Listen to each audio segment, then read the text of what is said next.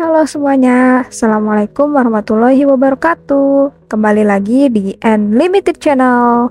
Oke, untuk video kali ini aku ingin nge-review salah satu webtoon lagi nih. Judulnya 7 Years Later, karya Tirapu. Webtoon ini udah ada 3 season teman-teman. Untuk season pertamanya, dia ada 30 episode.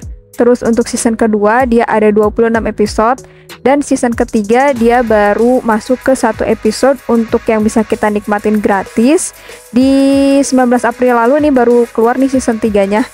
Terus ada 3 episode yang kita bisa baca lebih dulu menggunakan koin. Untuk webtoon ini juga dia terbit di setiap hari Kamis. Jadi kalau teman-teman nungguin kelanjutannya bisa mantengin webtoon di hari Kamis ya. Webtoon ini bercerita tentang seorang Kala Maharani. Dia itu seorang anak SMA yang masih umur 17 tahun, yang dia itu dikekang oleh keluarganya, jadi nggak bisa kemana-mana dengan bebas. Itu ada alasannya. Terus pada suatu hari dia itu kayak berontak gitu. Dia pengen pergi liburan ke Bali bareng 3 temennya yang lain, Ingrid, terus ada Gavin sama Ezra.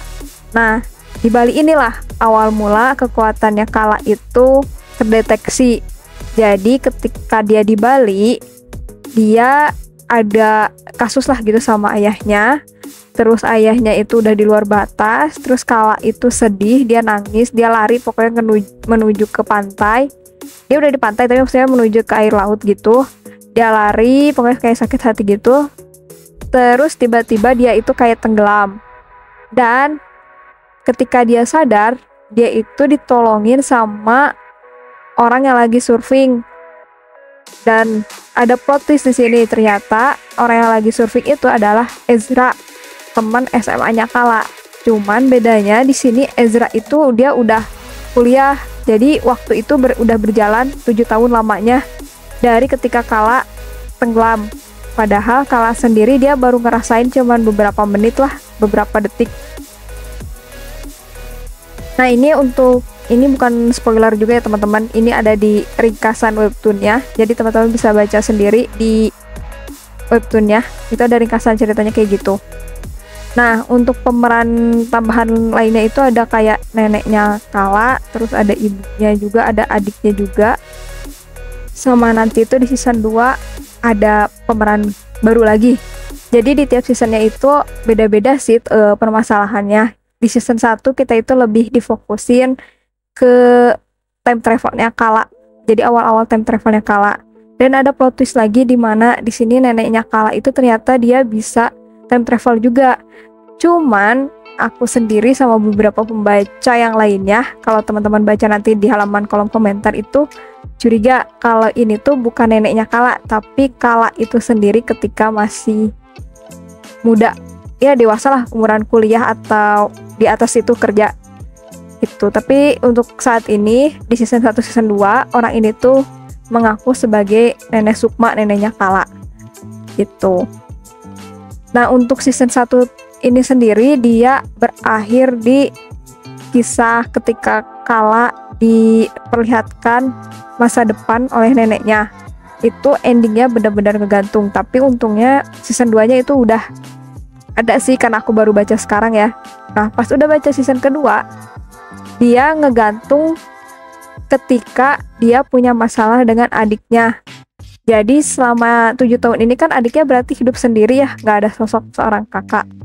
Dan ayahnya kan masih kayak gitu keras. Nah, di sini tuh belum diceritain nih apa aja yang dilakuin ayahnya selama 7 tahun itu. Sampai bikin adiknya kayak ngerasa trauma. Jadi awal ketemu adiknya Kala ini sama Kala itu kayak kelihatan baik-baik aja, tapi ternyata setelah di akhir season 2 itu kita diliatin semua nih bahwa ternyata adiknya itu nggak baik-baik aja. Dia itu kayak nyimpen amarah sendiri sama Kala, karena Kala itu punya kekuatan tapi dia nggak memanfaatkan kekuatan itu buat balik lagi ke masa lalu gitu. Jadi menjalani hidup sebagaimana mestinya, bukan hidup di zaman ketika yang lainnya udah berjalan 7 tahun sedangkan dia sendiri masih stuck di umur 17 tahun.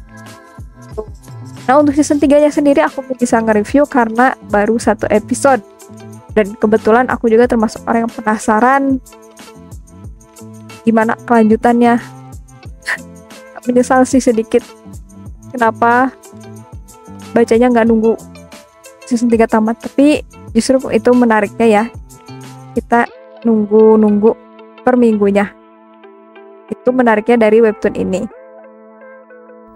Oh ya, di season 2 juga dijelasin kalau ada organisasi yang ngincer kekuatannya Kala. Cuman untuk lebih jauhnya kayak gimana itu belum terlalu dijelasin sih, baru mau dijelasin di season 3 gitu. Dan si Ezra ini dia kerja di organisasi itu, di perusahaan itu.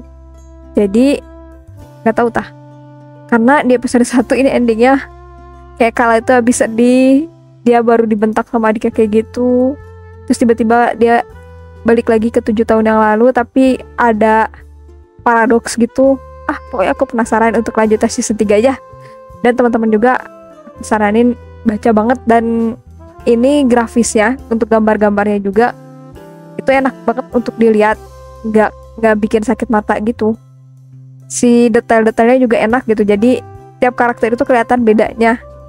Dan di sini juga aku penasaran sama kisah persahabatannya Kala, Ingrid sama Gavin, karena selama 7 tahun itu kayak ada renggang gitu antara Ingrid sama Gavin ke keluarganya Kala. Karena kan waktu mereka ke Bali, Ingrid sama Gavin terus sama Ezra itu yang bawa kabur Kala ya.